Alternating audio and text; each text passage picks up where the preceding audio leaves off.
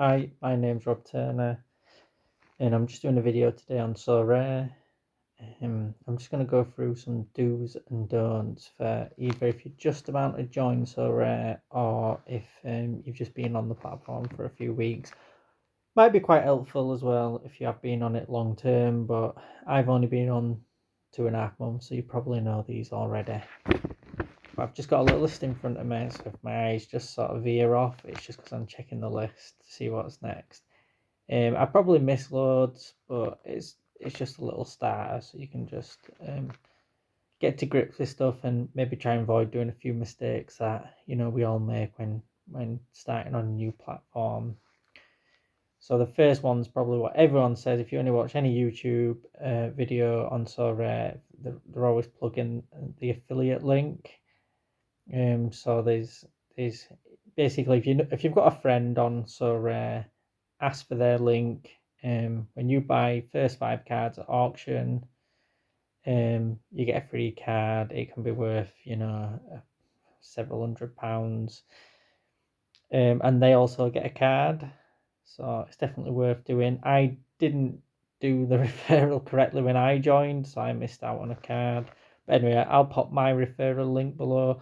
Also, if anyone wants to put their referral links in the messages, more than welcome. You can add that, and hopefully, someone might sign up through your link, my link. It doesn't matter as long as someone signs up through the affiliate link, and you know and take advantage of the free card offer. There's also Coinbase. If the Ethereum that they use on the Sorare to buy the players. If you sign up for a referral link on there, I think you might get about 10 quid. I don't know what mine is, but I'll search for that and pop it below. And as well, if anyone else wants to add their referral link for Coinbase or any other wallets that they use to get people signed up, please just put them in a message and hopefully someone will use that. So initially when you do come on to Sorare, like keepers do generally get the lowest score and the most expensive. I mean, so my initial first thing what you should do when you first start buying players is definitely look at swallowing the expense and buying a keeper. You might even be better looking through transfer market for this if you don't want to go through the auction, but yeah, definitely need a keeper. But if you imagine it as it's 5-a-side, you've got 1 goalkeeper and 4 outfield players. At the moment, Sorare don't do anything where it's just 5 outfield players or a 7-a-side. They're all 5-a-side. You need 1 keeper, and 1 defender, 1 midfielder, 1 striker, and then 1 extra player, which can either be a defender, midfielder, or a striker. But obviously, you probably are looking at the bottom end playing keepers, around £400-ish, £300-ish if you're lucky. To for a good one, you're probably looking seven to 1,200 quid. If you're looking for an under 23s one, prepare to take a bank loan out. But anyway, moving on. First do is try and get a keeper within your first couple of purchases. Your next one, when you're building your 5-a-side team and you've got enough players, sorry, my do's and don'ts are in any order. So when you're putting a 5-a-side together a team, with your extra player, I prefer to use a midfielder if possible or a defender. I know that sounds weird, but strikers tend to get subbed off earlier. If they don't score, they tend to get around 35 to 45 score, which is pretty low. A midfielder, even not to score or assist, can still pull out a 60 or a 70. With if you've got a good possession-based team, or if someone tries to play quite a lot of through balls and stuff like that. So I definitely avoid trying to put 2 strikers in first. I know it's always easy to buy strikers, and you tend to be more attracted to strikers. If you go on Sorare data, I'll come to that in a little bit. And if you sort by like the last 15 games, and or sort by form and do top form up to bottom form, you can see like, you know, scrolling down, if you get to like top 50 players, the midfielders and defenders are a lot higher average score than a striker, so you're more likely to get a consistent score through a midfielder or a defender. I mainly try and use an extra midfielder if I've got a decent midfielder to put in, but I don't mind also if an extra defender. I'll only put an extra striker in if they've got good fixtures. But yeah, so that's a little bit of advice there. Next one is obviously when you've got quite a few players and you're starting to build your portfolio up of players, I'd not try and put your best team in the global D4, unless if you haven't got enough players to do that. I aim just to try and get a team that puts should score between about 280 and 300 of what I think. And obviously if they have a really exceptional game, I might win a card. I only go for the 250 score to get me my 0.02 ETH, which is one of the prizes that you win in the global D4, should I say. So yeah, it's a bit of a weird one. It's your preference, like where you want to put your best team. But for me, I tend to just put a bit more of a makeshift team in there. Still quite strong because obviously I haven't been on the platform that long, and it's still one of them which I still need to put a fairly strong team in because I can't make all the other teams yet. So for me, once I'm got a few more cards and stuff like that, I'll be concentrating a lot less on global D4 and just trying to pick up my 0.2 ETH that you get for getting a 250 score. The next thing is I believe that you can do a direct deposit into Sorare via Romp, and your first one there's no gas fees, which means you're going to get a better rate than actually going through Coinbase on your first one. So I'd definitely look into this and double check that. So Rare still doing that for your first deposit, and obviously try and look at depositing a larger amount through this because you're not going to get any gas fees or anything like that. If you don't know what gas fees are, so when you're buying the cryptocurrency and you've got your wallet, and basically they charge you so there's a Coinbase charge and then there's this gas fee charge, and this is with withdrawal as well, and these can fluctuate up and down depending on the time you buy them and how busy it is. All very complicated. I don't know loads about cryptocurrency.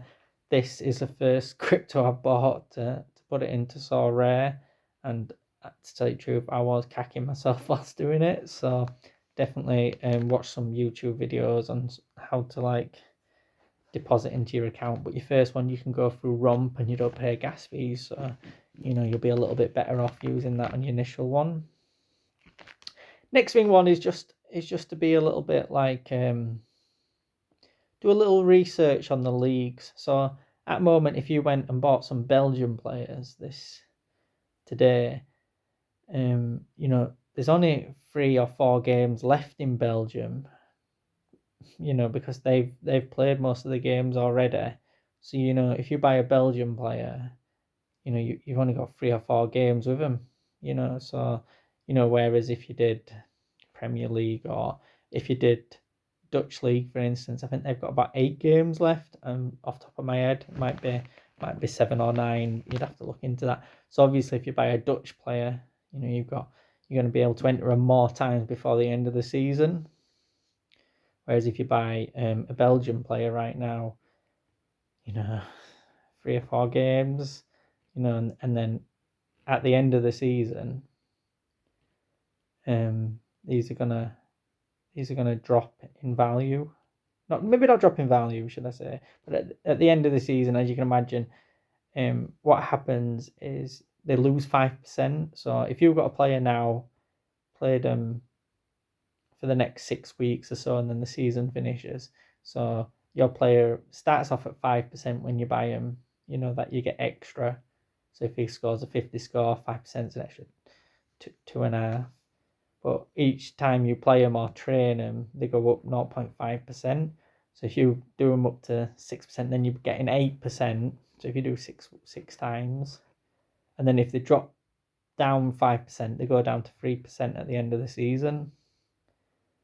Probably not explained this very well, but basically, when you buy a player, they start at 5% or 0% if you're buying at the moment MLS players or the J League players, because they've started a new season.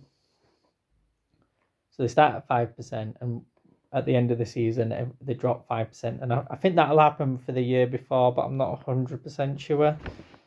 So it's important that you train them up, and you've just got to be a little bit wary when you're buying them of that, because obviously new cards next season, new additions will get added, and everyone will start off at that 5%, and yours will drop back 5%. If that doesn't make sense, I can probably do a little video on that, but I'm sure some probably already done a video can explain it better than me.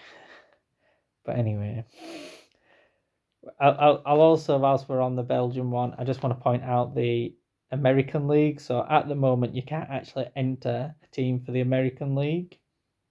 So if you bought any American players, which I think is Mexico, Argentina, and USA and the Canada, it's got a bit of that in, hasn't it? With like Vancouver and stuff.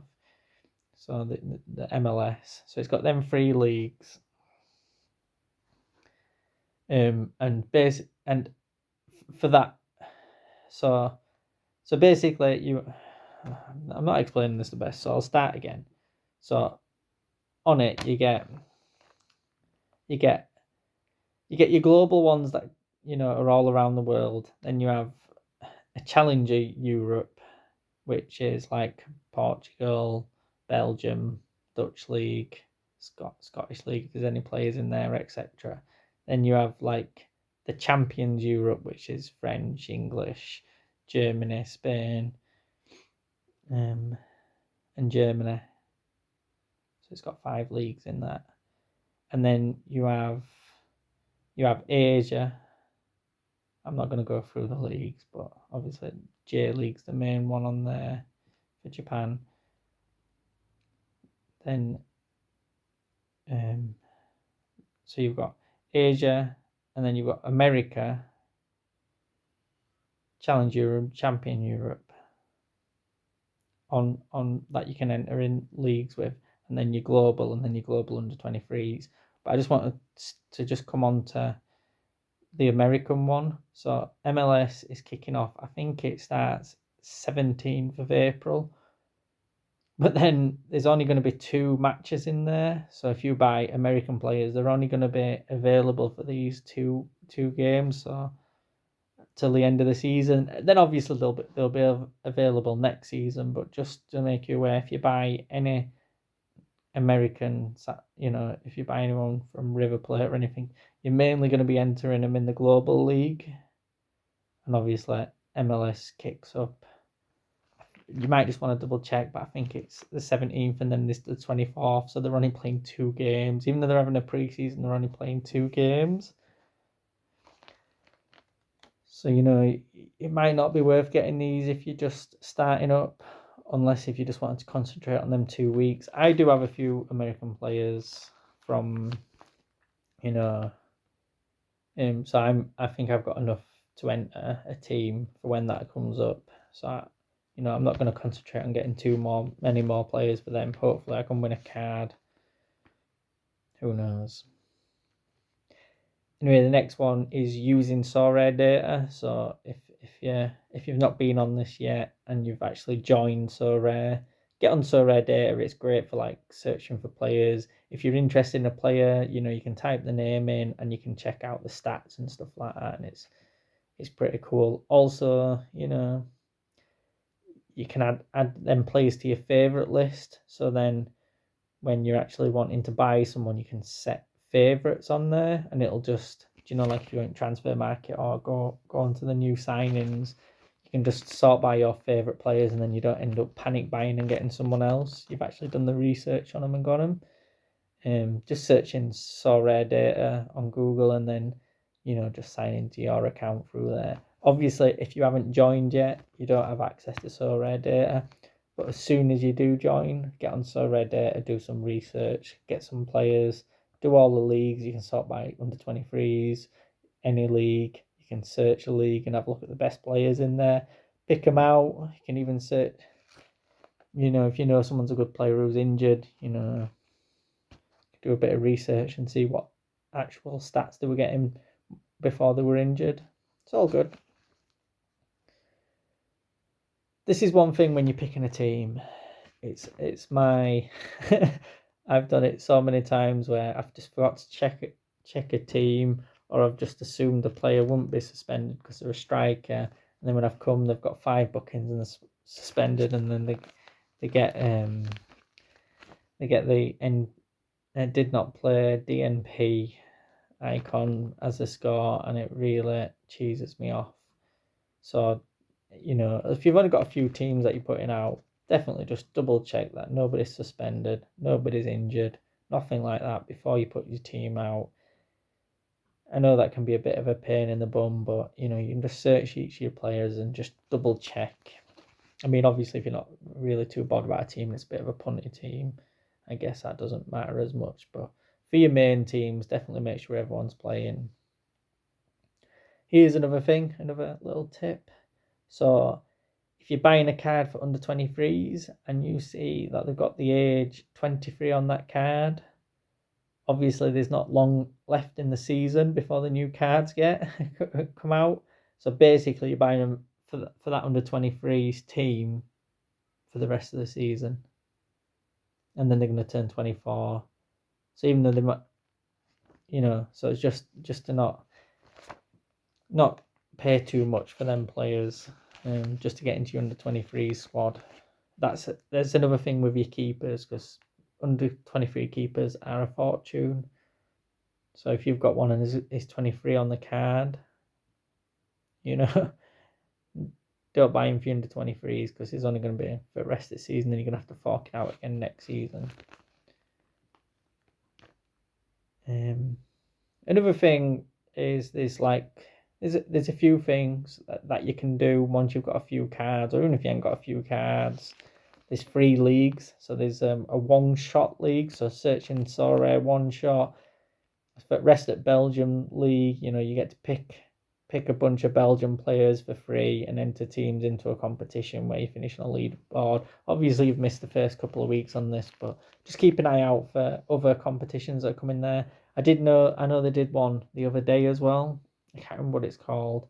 I'll have to find out its name and let you all know. Keep an eye on Sorare Twitter, because they do sometimes little competitions where you win a free player. It's not something I've really entered, but you might win a free card. And then on the Sorare data, you can enter teams into leagues and competitions. So when you've got a few cards, it's worth just entering these. I don't even know what you win. I haven't looked into it. I just like picking 5-a-side teams and stuff like that, and enter into competitions and see how I do. If I win anything at the end of it, brilliant. Which I do think you do win something, but I don't know what. So another one's like when you're buying players, sometimes the new players go for more than the transfer market players, which is a bit ridiculous. But I just think that might be down to popularity. Like there's obviously loads of new people on Sorare, so sometimes people are just paying a bit too much on transfer market. But you can actually have a look on transfer market and buy same player, but they might be trained up a bit more for the same price. So just keep an eye on transfer market. Also, you can go onto the player and make an offer. So you can actually offer, let's say if he's on for £100, you can offer £80 for him, providing you have the ETH in your account, the Ethereum, the currency in your account. So you can offer that much to whoever owns the card, and they can accept or reject it. Another thing is like once you've got a few players as well and you see someone you want, you can actually create an offer and offer your players plus money if you want for one of their players. So if you see a player who might be worth 300 quid, you've got a player worth £200, and you've got, half an ETH, you can offer, not half an ETH, 0.55 of an ETH, 0.05 of an ETH, so just about 75 quid. You can maybe offer your £200 player plus that for the guy you want on transfer market, and it's up to that player to accept or reject. But good feature. I like offering players for other players all the time. Just be careful, because it is a bit difficult to use. You've got to get whoever's the name of the manager, so the nickname of the manager, and then you've got to type in your players, and then you've got to type in that player. And if it's someone who you don't really know and you don't know the name of, you can accidentally swap your players for a different player, and that player might not be as good, which I have done. Which did cost me quite a bit of money, but hey, well, things happen. You gotta be careful. The next thing's just a few things. Don't overspend on it, because withdrawing, you want to try and withdraw a high amount. If you overspend by £100 that you can't afford, and then you need to take 100 quid out, it's probably going to cost you about 140 to withdraw it, because of the gas fees and fees. So really, you want to be taking, £400 or £500 out minimum, and pay them small fees then. Another thing is, if you do buy young players, if a couple of weeks they end up on bench or getting low scores, don't panic sell them. You've bought a young player, you've done your research, just wait until they turn good. And if obviously, like, I've been on the platform for about just over 2 months, I've managed to win in that time 2 cards. Which isn't great, but it isn't too bad. I've only put about 3,000 my own money in. Obviously, it's probably worth about 5,000 now, my portfolio, which isn't a massive increase, but it's obviously, players are going up, so it's harder to buy players. And obviously, if I joined a month earlier and put that much money in, it'd be worth a lot more, because it's going up month on month. But one thing I want to say is, just don't lose faith in poor scores, because it's just bad luck and good luck, and trying to find the right combinations. And the amount of times I think, I had him in that team and I've taken him out, and he goes and gets a good score, and the person I put in gets a rubbish score, and that team would have probably won a card after.